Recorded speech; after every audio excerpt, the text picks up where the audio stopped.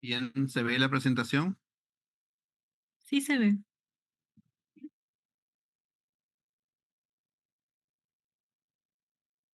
Ok, entonces estamos inaugurando las clases de este curso de Medicina 1, si no me equivoco, y esta vez estamos empezando con cardiología. Así que hoy ya me ha tocado a mí hacer esta clase de fisiología cardiovascular. Vamos a hablar un poco de ello. Esperamos que seamos am, claros y me deje entender. Ok, una pequeña agenda de lo que vamos a hacer ahora. Un poco de anatomía, otro poco del sistema de conducción, otro poco de la función cardíaca como bomba, algunas leyes de importancia en cardiología, mencionar algunas propiedades cardíacas, el sistema de regulación de la presión arterial, tanto en renina, angiotensina como el de adrenalina, y por ahí también algunas pinceladas de la insulina. Empezando por la anatomía y en general la anatomía del corazón. Ahí ven ustedes la posición del corazón situado centro izquierda, ¿no? Centro izquierda, en el tórax cardíaco a nivel del mediastino. En el tórax, perdón, a nivel del mediastino.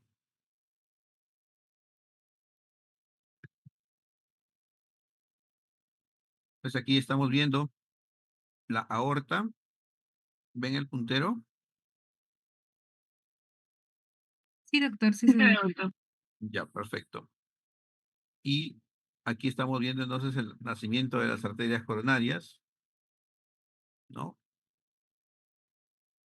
Acá también podemos apreciar, esta es la arteria aorta en un corte transversal y aquí tenemos el nacimiento de la arteria coronaria derecha de este lado, izquierda de este otro lado, ¿no? Ok. am, el calibre de las arterias más o menos a su nacimiento está a 3 a 4 milímetros, máximo 4 milímetros y medio.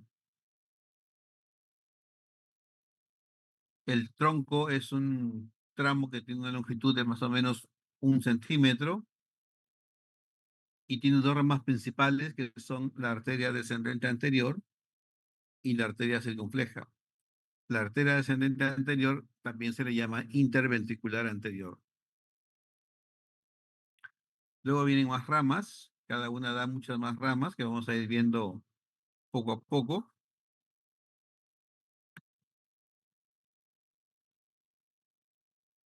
La arteria del lado derecho, la coronaria derecha, también nace con un calibre de 3 a 4 milímetros. Tiene ramas principales como la rama interventricular posterior o descendente posterior. Tiene otras ramas importantes como son la rama del nodo sinusal, la rama del cono arterioso, la rama del nodo AB y ramas septales interventriculares. Aquí también hay que mencionar la rama ventricular posterior y las ramas eh, marginales agudas, se llaman a las marginales de la coronaria derecha.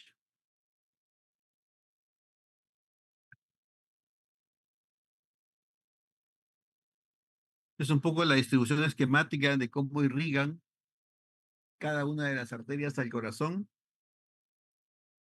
Principalmente mirar que la coronaria derecha va al lado derecho del corazón e Recording irriga, stopped. perdón, irriga ventrículo derecho y aurícula derecha, y en la coronaria izquierda irriga ventrículo izquierdo y aurícula izquierda. Pero aquí hay que mirar algunos detalles más.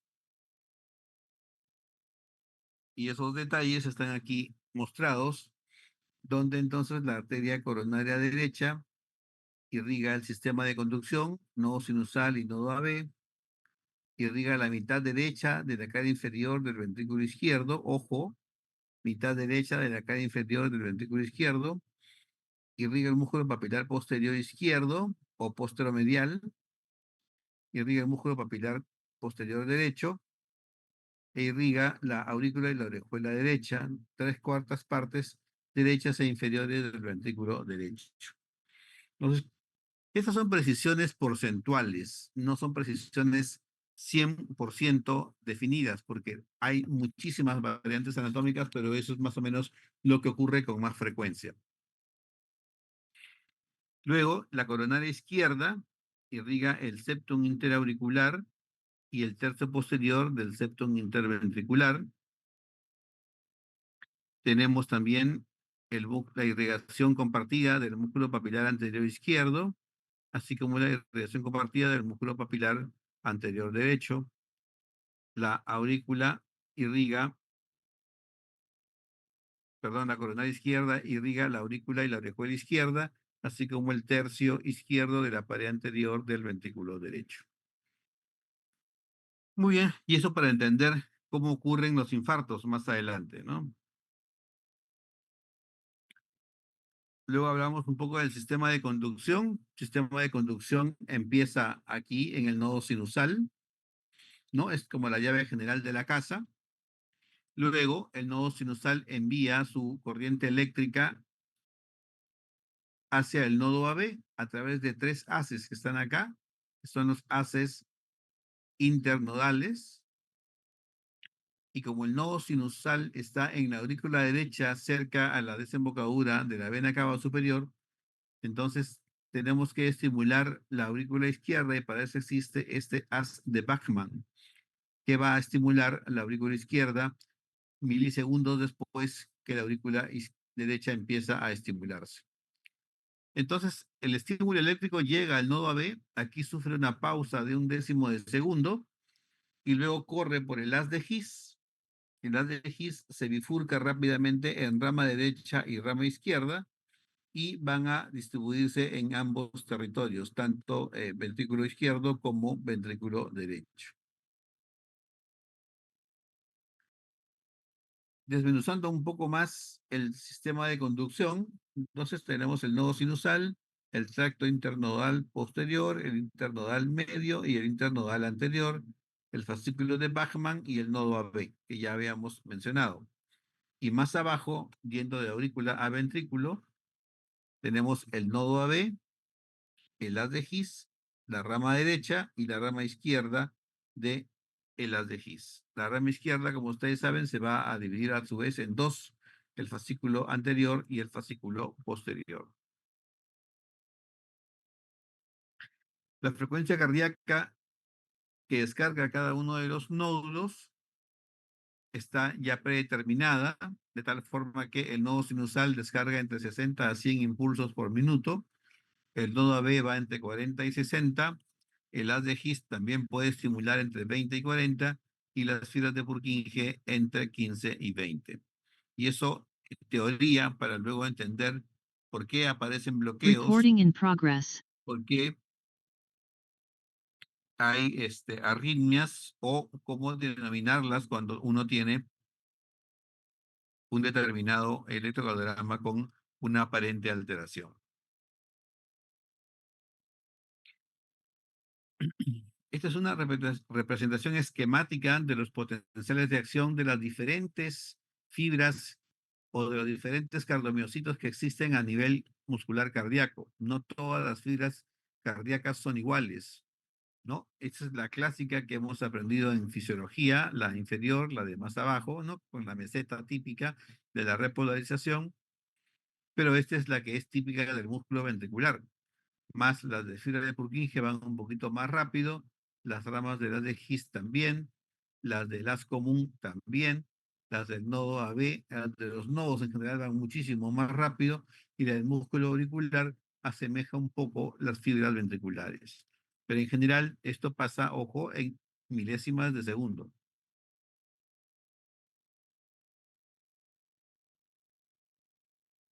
Luego aquí vamos a mirar un poco entonces lo que es el ciclo cardíaco. Vamos a hablar primero de la sístole. Entonces en sístole va a ocurrir un fenómeno primero que se llama contracción isovolumétrica. ¿Qué quiere decir? Iso igual, volumétrica, volumen, agua, líquido, contenido, sangre en este caso, ¿no?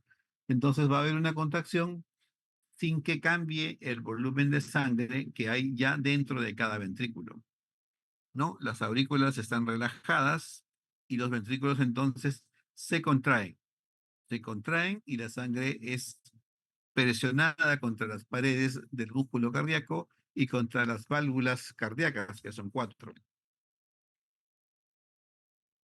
¿Qué ocurre entonces en el ciclo cardíaco en sí? Luego viene la expulsión ventricular. Eso significa que las válvulas ventrículo-arteriales se abren, ¿no? Y la sangre empieza a salir. Del ventrículo izquierdo sale por la aorta y del ventrículo derecho sale por la pulmonar. Los ventrículos están contraídos, expulsando la sangre. En resumen, las válvulas ventriculares están cerradas, pero las válvulas ventrículo-arteriales o sigmoideas o aórtica y pulmonar están abiertas.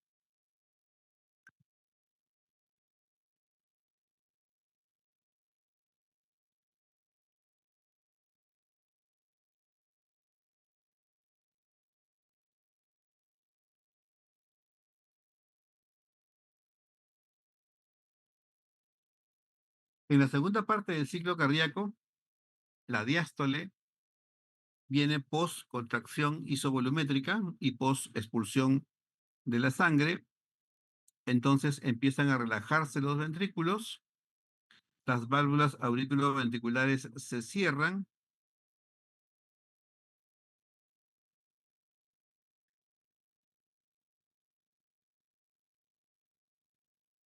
empieza a, perdón, las válvulas ventriculoarteriales se cierran, las válvulas auriculoventriculares se abren más bien, porque empieza a pasar la sangre de ambas aurículas hacia los ventrículos, ¿no? Aquí tenemos que en el llenado ventricular hay dos fases. La fase de llenado inicial, donde por distensión, dilatación, por la relajación ventricular, los ventrículos se abren, generan presión negativa, las válvulas auriculoventriculares se abren y la sangre cae. Cae de la aurícula al ventrículo y hacia el final de la diástole ventricular ocurre la sístole auricular. Esta sístole auricular es la que completa el llenado ventricular. Repasemos entonces qué ocurre. Las válvulas auriculoventriculares están cerradas en un comienzo, luego se abren para permitir el llenado y permanecen abiertas durante la sístole auricular.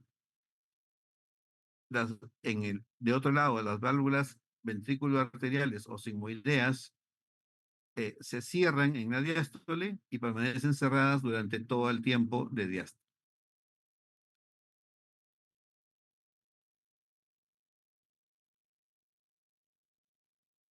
Ojo y oreja a esta gráfica, sencilla, pero es importante entenderla.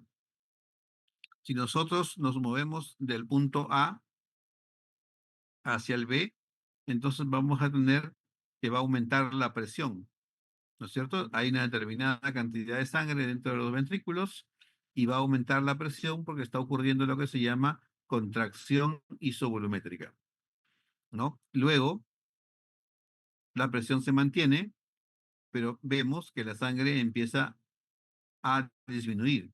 Del punto B al punto C, la sangre disminuye porque estamos en el periodo de expulsión.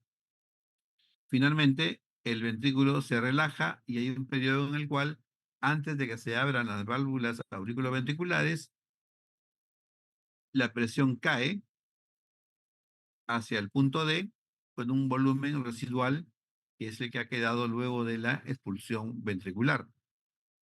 Entonces, este punto D marca el inicio de un nuevo llenado sobre un basal que no es cero, empieza nuevamente a llenarse la sangre con el vaciado de las aurículas hasta el ventrículo y luego aquí termina el vaciado auricular, viene la contracción auricular antes de la diástole y empieza la contracción isovolumétrica. ¿De acuerdo? Entonces, eso es lo que nos indica esta gráfica, que luego vamos a mirar para qué nos es útil. Bien, esto a manera de conocer el electrocardiograma, cada uno en su sede va a tener un cursillo de electrocardiograma para que lo entiendan mejor. Y tenemos la onda P, el complejo QRS, el segmento ST, la onda T, línea isoeléctrica, nuevamente onda P, segmento PR, onda Q, onda R, onda S, segmento ST, onda T y nuevamente línea isoeléctrica. Segmento ST, como bien se marca aquí, este punto donde empieza el segmento ST se llama punto J. Aquí estamos marcando el intervalo QT, que va desde el comienzo del complejo QRS hasta el final de la onda T. Y por aquí estamos marcando el intervalo PR, desde el comienzo de la onda P hasta donde inicia el complejo QRS. Y aquí la correlación con la curva de despolarización, repolarización de las células cardíacas, sobre todo de las células ventriculares, ¿no? Arriba, potencial de acción monofásico de una fibra muscular ventricular durante la función cardíaca normal, que muestra la rápida despolarización, es este ascenso rápido, y posteriormente la repolarización lenta durante la fase de meseta, aunque en la parte final se acelera un poco.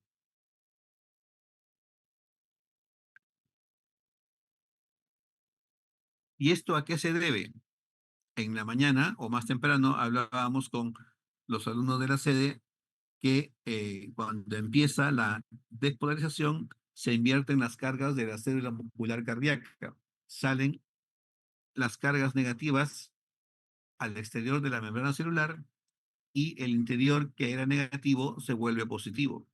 Y eso ocurre por esto. Miren, esta es la despolarización y aquí está entrando fundamentalmente sodio. El sodio que está extracelular ingresa por los canales rápidos de sodio hacia el interior de la membrana celular. Y aquí termina la despolarización. Esta es la fase cero del potencial de acción. Luego viene la fase 1. Sigue entrando iones positivos, ¿no? Un poco de sodio y un poco más de calcio, pero fundamentalmente empieza a salir potasio. El balance de cargas positivas es mayor de tal forma que nuevamente se restablece la polaridad de la célula cuando se repolariza, de tal manera que las cargas vuelven a ser positivas hacia el exterior. Observen que esto ocurre alrededor de todo el potencial de acción, incluso en la fase de meseta y en la fase rápida. Además, noten ustedes que tanto el sodio, pero principalmente el calcio, son los iones que van a hacer justamente que se forme esta meseta, van a hacer que se enlentezca la fase de repolarización importantemente.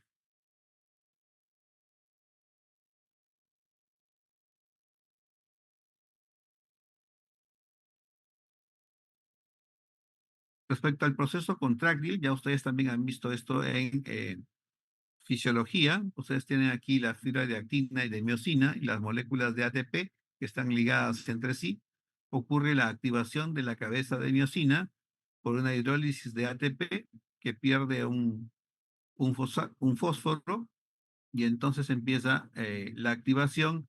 Se forman puentes cruzados entre la cabeza de miosina y el filamento de actina y esos puentes cruzados van a hacer un desplazamiento. Ese desplazamiento va a ser el que finalmente eh, se realice por la energía que se libera con este fósforo que se pierde de la cabeza de ATP. El ATP queda en ADP y ocurre el deslizamiento que es justamente la contracción, ¿no? La contracción se desliza actina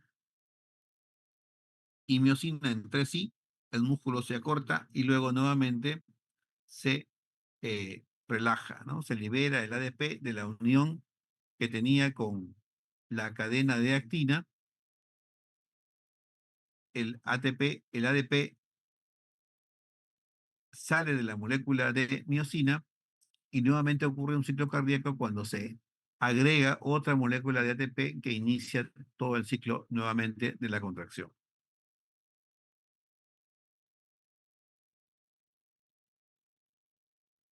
Más que mirar las gráficas, aquí es importante reconocer estas denominaciones.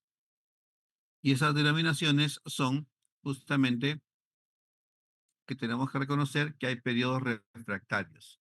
¿Qué es un periodo refractario? Es un periodo en el cual la célula muscular cardíaca no se logra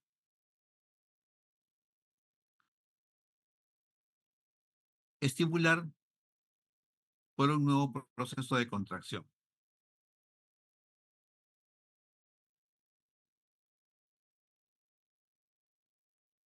Pero hay periodos refractarios absolutos donde la célula es inexcitable totalmente, que cae un estímulo y el estímulo no va a generar un nuevo proceso de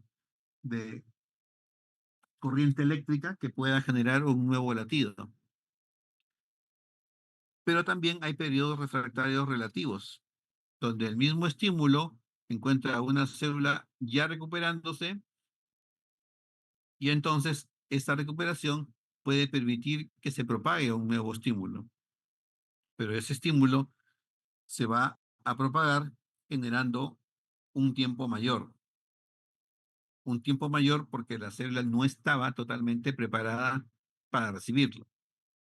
Ese tiempo mayor se va a traducir en que va a cambiar la forma del complejo QRS, va a variar y la variación va a depender de dónde está el estímulo, en qué parte del corazón ocurrió, en la punta, en el tercio medio, en la base, en la aurícula, en fin, va a generar la morfología del QRS según la zona donde se haya generado ese nuevo estímulo, que logró despolarizar a la célula aún estando en periodo de repolarización en periodo refractario.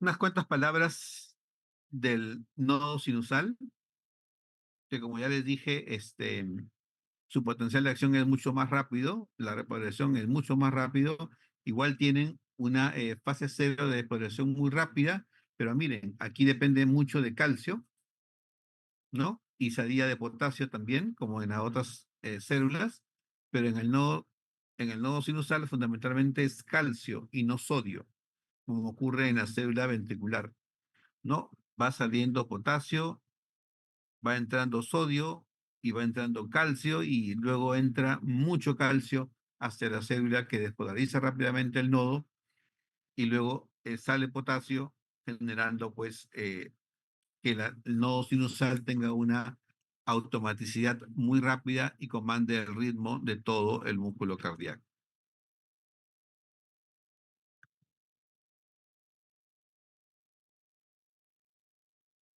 Bien, y ocurren varios eh, factores, hay varios receptores. En la célula cardíaca tenemos que tener receptores para adrenalina, receptores para acetilcolina.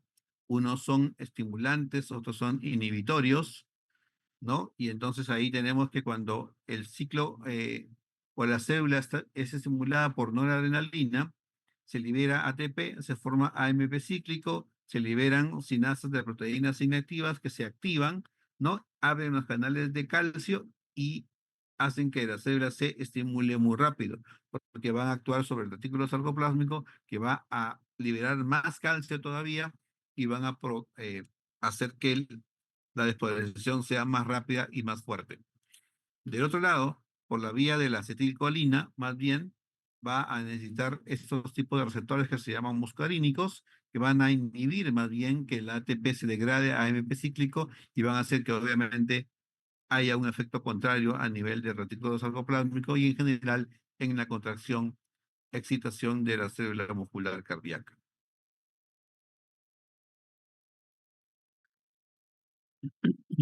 El corazón como bomba. Esta gráfica que parece complicada es muy sencilla.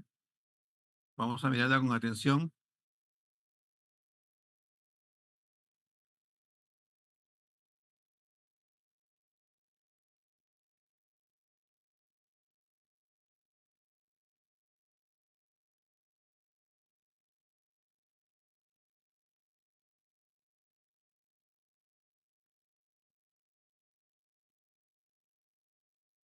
y vamos a mirar aquí esta primera parte.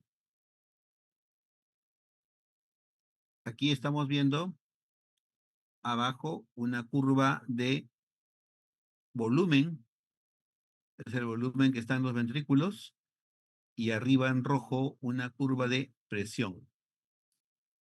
Noten ustedes que en sístole, ¿no? En B viene a ser lo que se llama contracción isovolumétrica, en esta zona negrita, en B. Luego aquí se abre la válvula aórtica y entonces empieza el periodo de expulsión. Como ustedes ven, la presión continúa alta, pero el volumen cae, porque estamos expulsando la sangre.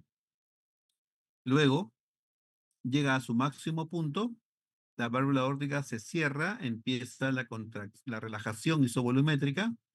Miren, no cambia el volumen de sangre, pero cae la presión, que también llega hacia un punto donde la válvula mitral se abre, ¿no? Se abre y empieza un nuevo llenado y luego todo el ciclo que hemos comentado acá. ¿De acuerdo? Entonces, esto es curva de presión-volumen. Esta gráfica de aquí es la que ya hemos nosotros comentado, ¿no? En la diapositiva anterior. Y miremos ahora esta diapositiva de acá. Esta línea roja es la misma curva de presión que ya hemos visto aquí. Esta línea de acá es la misma línea de volumen que ya hemos visto acá también. Pero ahora aquí estamos agregando tres gráficos más. Uno, esta línea negra que me va a mostrar las ondas que ocurren en los cambios venosos cuando están sucediendo todos estos eh, cierre de válvula, apertura de válvula, el periodo de expulsión y nuevamente cierre de válvula y la nueva apertura de válvula. Estas son ondas de presión venosa que van ocurriendo durante el ciclo cardíaco en el sistema venoso, repito. Y aquí abajo, la correlación con el electrocardiograma. Miren que se cierra la válvula mitral, entramos en contracción isovolumétrica, ¿no? Estamos en pleno QRS, luego viene el periodo de expulsión, estamos cerrando el QRS y en el segmento ST, aquí ya ha empezado eléctricamente la repolarización, se cierra la válvula aórtica, se abre la válvula mitral y estamos en la línea isoeléctrica. Y en cuanto a sonidos cardíacos, estamos mirando aquí la presencia del cuarto ruido cardíaco, pero fundamentalmente, perdón, el primer ruido cardíaco que correlaciona con la apertura de las válvulas eh, ventrículo-arteriales y el segundo ruido que correlaciona con el cierre de las mismas.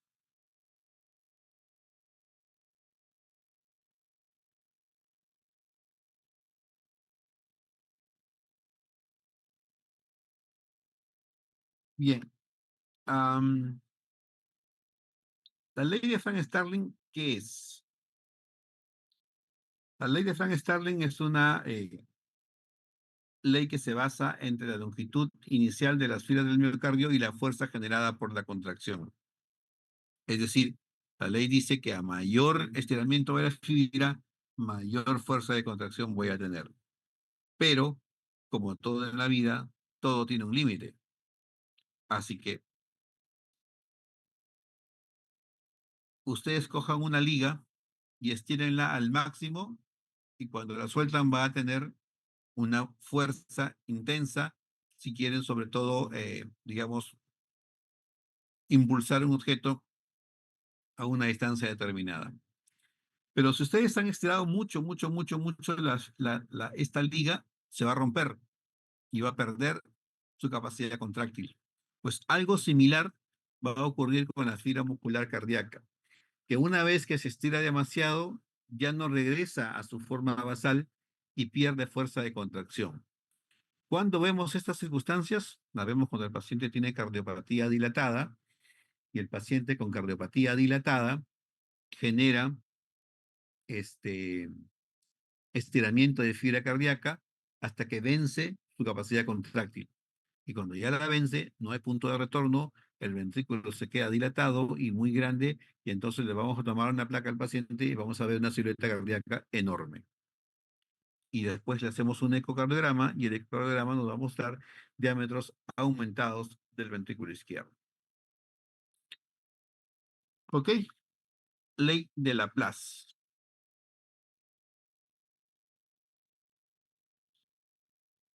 La ley de Laplace nos habla de que la tensión de la pared, que surge de un radio y una presión interna,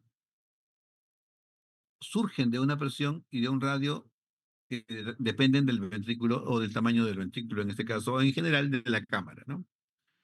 ¿Qué quiere decir? Los cambios patológicos en el sistema cardiovascular pueden alterar la presión o el radio para aumentar efectivamente la tensión de la pared para reducir el flujo sanguíneo del miocardio y el acortamiento que generalmente invoca una respuesta hipertrófica.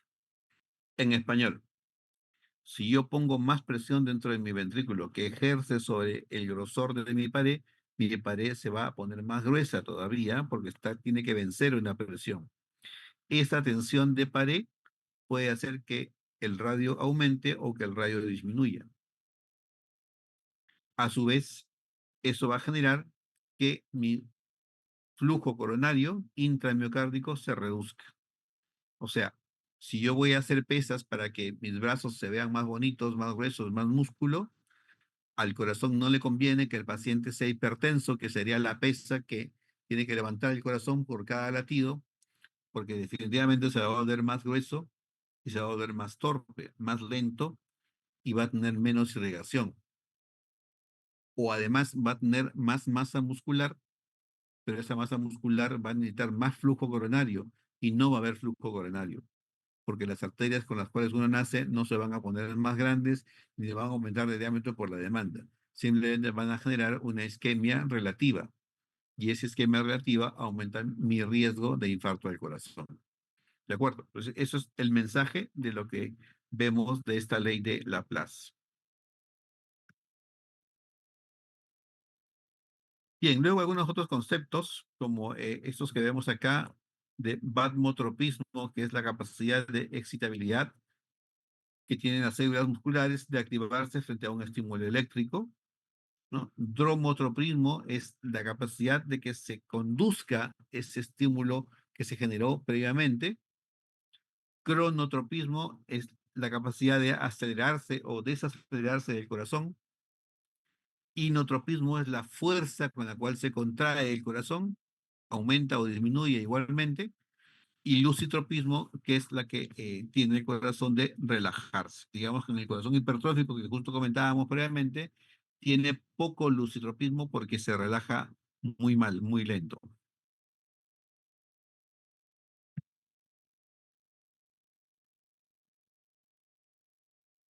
Bien, y la presión arterial se regula por varios sistemas. Sistema de renina-angiotensina, sistema adrenérgico y sistema de la insulina.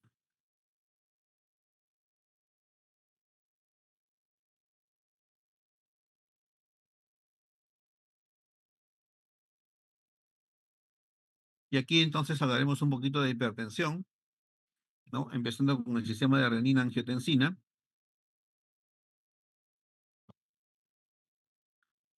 Esta gráfica que ustedes ven acá es la que a mí me enseñaron cuando yo estaba en la universidad, a la misma altura de ustedes, llevando el curso de cardiología. En esa época era cuarto año de medicina donde yo estudiaba y estábamos en el año 88. Entonces aquí vemos que el angiotensinógeno que se produce en el hígado es convertido en angiotensina 1 por la renina plasmática, aquí no dice, y luego la angiotensina 1 es convertida a angiotensina 2 por la enzima convertidora de angiotensina. Y hasta ahí nada más sabíamos. Luego en el tiempo hemos descubierto que hay rutas alternativas y además que este receptor, perdón, que esta angiotensina 2 actúa en diferentes receptores. Receptor AT1, receptor AT2, receptor AT3, receptor AT4 y luego una serie de receptores que se han descrito más adelante. El receptor AT1, la estimulación del receptor AT1 produce vasoconstricción, retención de sal y agua, estimulación y crecimiento celular y progresión de enfermedad. La estimulación del receptor AT2 es contraria, produce vasodilatación, produce atenuación del crecimiento y progresión de la enfermedad, atenúa la progresión de la enfermedad.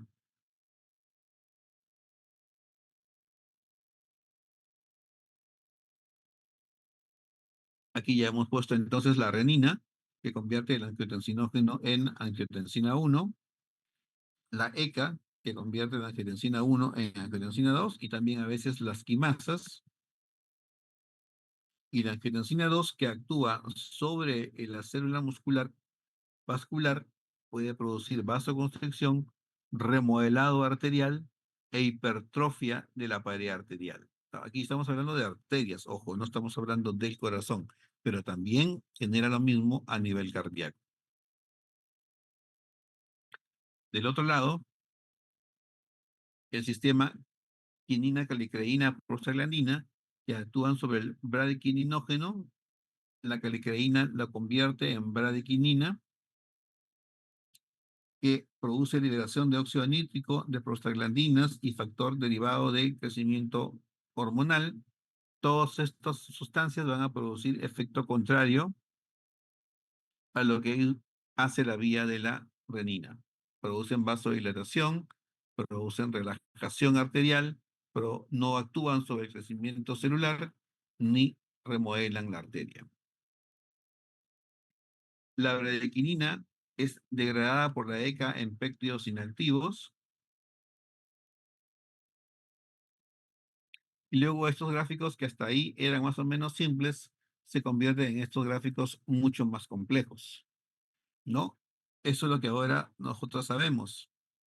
Y entonces habíamos llegado hasta aquí, hasta la angiotensina 2, que actúa sobre el receptor AT1 y produce, además de vasoconstricción y disfunción endotelial, produce aumento del gasto cardíaco, aumento de la secreción suprarrenal de aldosterona mediante la elevación regulada de CYP11B2, produce remodelado vascular, produce actividad del sistema nervioso central, ¿no? Que generan aumento de hormona antidiurética, aumento de hormona corticotrópica, aumento de hormona tiroestimulante, aumento de hormona de crecimiento.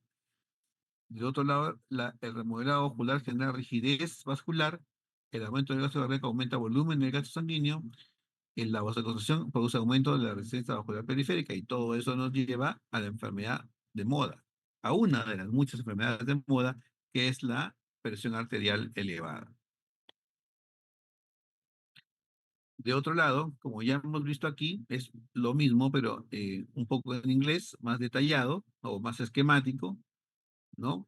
Eh, Esta función a nivel intrarrenal produce aumento de la presión glomerular, aumenta el estrés oxidativo, aumenta la fibrogenesis, aumenta la permeabilidad selectiva glomerular, y esto nos va llevando a enfermedad renal crónica y en el tiempo terminando en diálisis.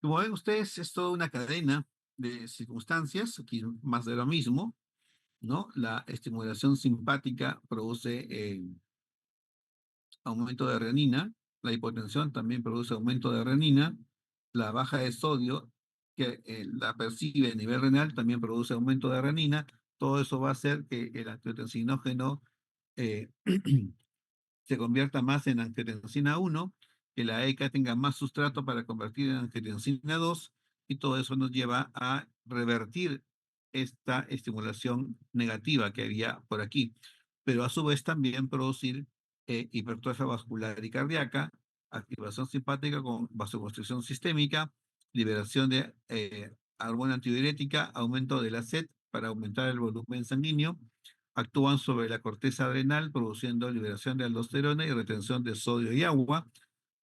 La idea es aumentar el gasto cardíaco para terminar aumentando la presión arterial. ¿De acuerdo? Entonces, todo un sistema, todas unas cascadas que se producen de acuerdo a las condiciones clínicas y fisiopatológicas que ocurran con el paciente. Pero, ¿qué hace el sistema adrenérgico? El sistema adrenérgico además tiene sus núcleos centrales a nivel del sistema nervioso central, a nivel de protuberancia y bulbo, ¿no? Liberan catecolaminas, pero a su vez tienen un sistema inhibidor, que es el sistema parasimpático, ¿no? Que liberan acetilcolina, como ya hemos visto, y que actúan a nivel de receptores muscarínicos, ¿no? El sistema adrenérgico aumenta la actividad simpática, como es conocido, actúa a nivel de receptores beta 1, beta 2 y receptores alfa 1, fundamentalmente, y todo ello va a llevar a hipertrofia del miocito, del ventrículo o del vaso, según sea el caso, produciendo isquemia, arritmias y muerte. De otro lado, las acetilcolinas van a actuar también a nivel de receptores alfa 1, perdón, son las catecolaminas actuando a nivel del receptor alfa 1, produciendo también lo que ya habíamos adelantado por acá: vasoconstricción, remodelado de efectos metabólicos adversos, resistencia a la insulina, dislipidemia, retención de sodio y agua.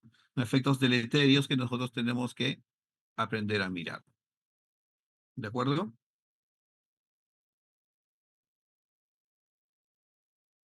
Y aquí es el efecto contrarregulatorio, ¿no? De los centros altos a nivel del hipotálamo, que van a inhibir la actividad simpática y van a enviar información a través del nervio vago, que llega a través del corazón para tener los efectos inhibitorios.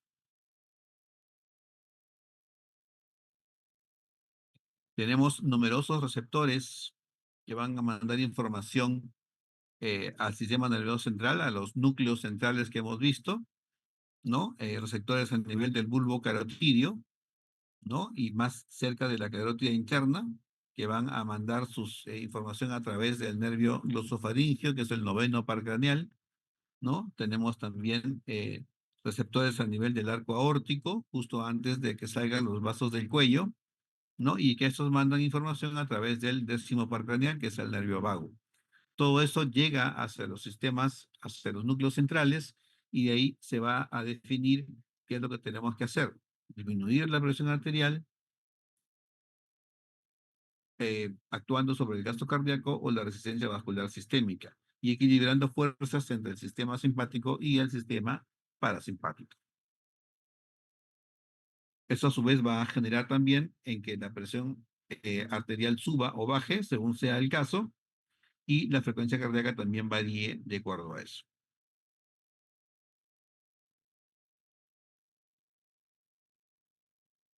Tenemos múltiples reguladores de presión arterial: quimiorreceptores, vasoreceptores o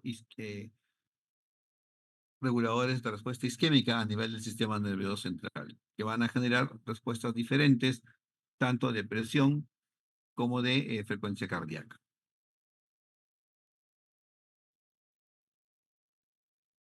Y en esta última parte, el tema de la resistencia a la insulina, pero antes un poco más de presión arterial, algo que se va a ver en algún momento en la práctica, pero ustedes tienen que saber que los manguitos para tomar la presión arterial están hechos para adultos delgados, para adultos promedio, para adultos grandes y para muy grandes, ¿no? Y tienen que tener estas dimensiones para que la presión arterial sea tomada de manera adecuada.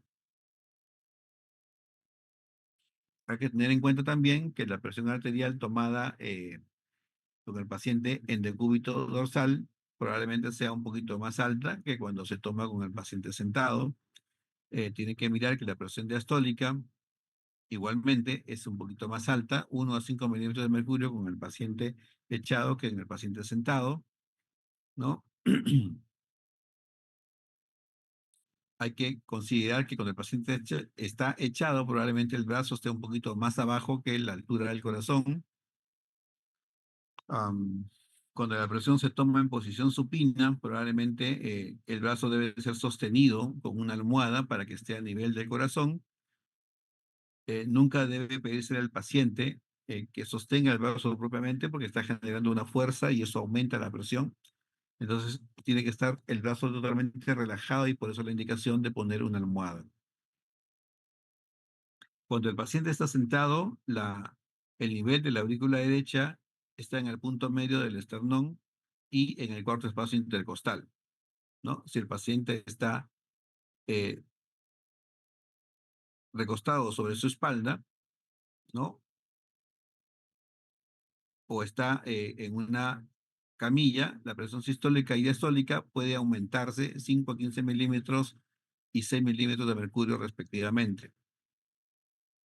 Si uno tiene las piernas cruzadas durante la medida de presión arterial, la presión también aumenta, tanto la sistólica como la diastólica. Y si el brazo está más arriba de lo que corresponde a la aurícula derecha, las presiones también van a salir un poquito más altas.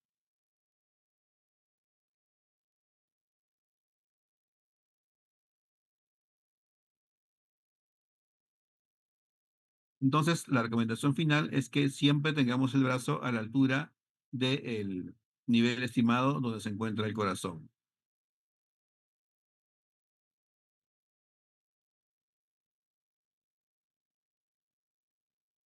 Bien, aquí en esta gráfica hay que mirar que nosotros tenemos que palpar la arteria braquial o la arteria humeral, ¿no? Y sobre ello, poner el estetoscopio para poder lograr una buena medida de presión arterial. No voy a leer todo esto porque son las formas de cómo hacer la medida correcta de la presión arterial. Eso lo encuentran en todos los libros. Aquí un resumen de ello nada más. El paciente antes de ir a la consulta y sobre todo de que se le va a tomar la presión debe estar con la vejiga vacía. El equipo con el cual vamos a medir debe ser revisado y calibrado regularmente. El paciente deberá estar sentado en reposo en una silla tranquilo 10 minutos antes de la toma. No cruzar brazos ni piernas, no hablar durante el proceso, no haber tomado bebidas calientes o muy frías 30 minutos antes de la toma, no fumar, beber alcohol, comer chocolate o hacer ejercicio por lo menos 30 minutos antes de la toma. También debe considerarse las variaciones debidas al dolor y a la ansiedad. El brazo del paciente debe estar apoyado sobre una superficie sólida, de tal manera que el pliegue anterior del codo esté a nivel del corazón. Asegurar el brazalete del esfingomanómetro de manera uniforme y cómoda alrededor del brazo, 3 o 4 centímetros del espacio enterocubital en el codo. Centrar el brazalete, parte inflable sobre la arteria braquial. No colocar la campana del estetoscopio por dentro del brazalete, entre comillas, no tomar tipo enfermera. Inicialmente, realizar un estimado palpatorio de la presión sistólica y esperar 15 a 30 segundos antes de tomar una lectura auscultatoria. Esta parte de asegurar el brazalete en la práctica se hace colocando 2 o 3 veces de dedo por encima de la flexura del codo, ¿no? Y el brazalete se pone sobre ese nivel de tal manera que uno pueda tener espacio para colocar también el estetoscopio por debajo eh, y no dentro del brazalete.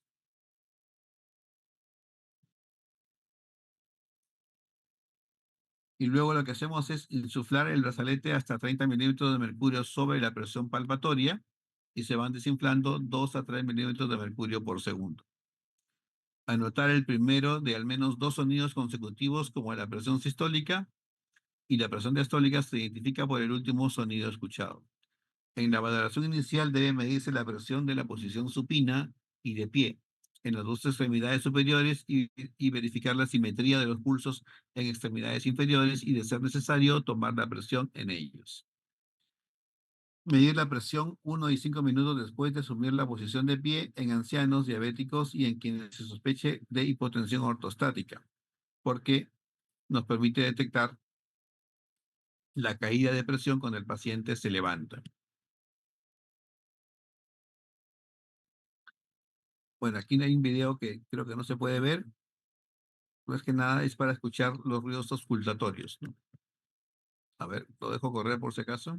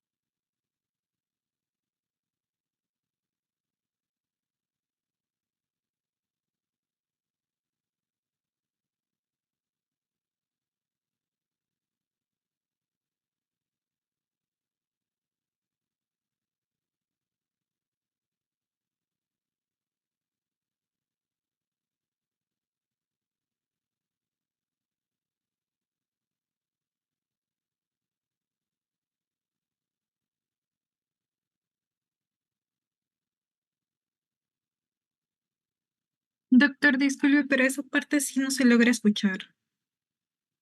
Sí, como les dije, el video tenía unas fallas. No, seguimos, sino, en real lo importante era lo primero. Los ruidos de Khodorkovsky se escuchó un poco tenue, no sé cómo lo percibieron ustedes.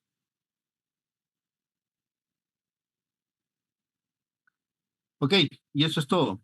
Con eso, hemos terminado esta parte de fisiología cardiovascular y espero que haya sido claro y las cosas que no estén claras las conversamos, las tenemos en cuenta y las volvemos a revisar. ¿Alguna pregunta? Doctor, tengo una consulta. Sí, Víctor. Sí, mencionó creo que había receptores de subtipos de receptores de angiotensina 2, 1 y 2, que creo que hacían acciones opuestas, pero ambas conducían a lo que es la hipertensión. ¿Podría explicar eso, por favor? Que no lo entendí muy No, bien. el receptor AT1, cuando la angiotensina 2 actúa sobre el receptor AT1, se produce aumento de presión, se produce vasoconstricción y se produce aumento de frecuencia cardíaca, ¿no? También hipertrofia de la pared muscular de la arteria y del ventrículo, del músculo cardíaco. Pues eso es cuando el receptor AT1 es estimulado por la angiotensina 2. Pero si la angiotensina 2 actúa sobre el receptor AT2, los efectos son contrarios, más bien relajación, disminución de la tensión, no se produce la hipertrofia de la pared arterial ni del músculo cardíaco. Esas son marcadamente las diferencias. ¿Eso aclara tu pregunta? Pero ambos conducen a lo que es el aumento de volemia mediante la hipertensión, No, o el AT1, el AT2 no. solamente el AT1. Así es, el Ok, AT1. ya. Ahora, cuando tú le das a un paciente un medicamento antihipertensivo, por ejemplo, los sartán, valsartán, que son inhibidores del receptor AT1, estos medicamentos se van a unir al receptor AT1 y van a hacer que la angiotensina 2 ya no se pegue al AT1 y se pegue al AT2. Y eso es justamente la forma como bajan la presión arterial. Ah, ya, ok, doctor. Ya, ya, selectivo entonces. Ya. Así Gracias, es. gracias, gracias. ¿Alguna otra pregunta?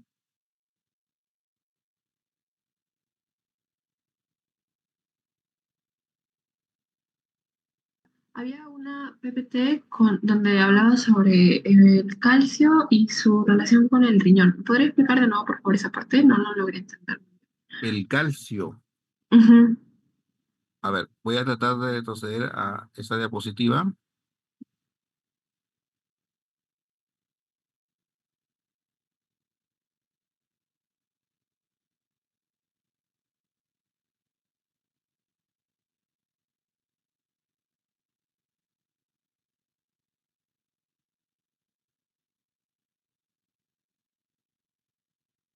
Esta de aquí.